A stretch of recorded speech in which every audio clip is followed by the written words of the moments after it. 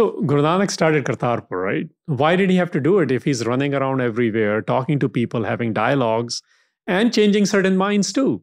But his job wasn't to change all the minds.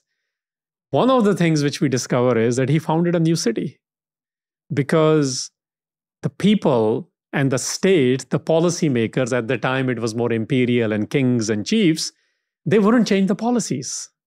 So he says, let's look at the Ikonkar paradigm, this oneness with a number one, not vagary of oneness spelled out, and let's practice it here. So in that place, in Kartarpur, I mean, the description given is the yogis came to see him, the jainis came to see him, the householders came to see him, but very few stayed there to get mentored. And those very few is the beginning of what we now call Sikhs.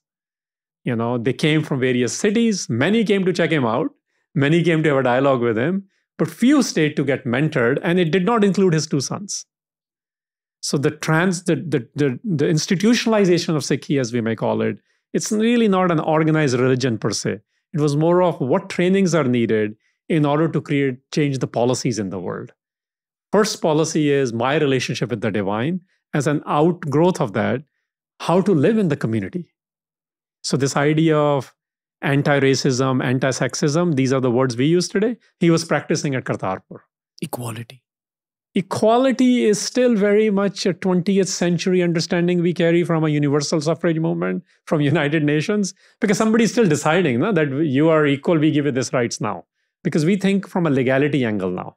Somebody's still deciding that. What he's saying is no.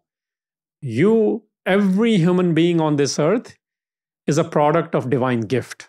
So from day one, there has to be zero tolerance for racism or sexism. That he practiced in Kartarpur.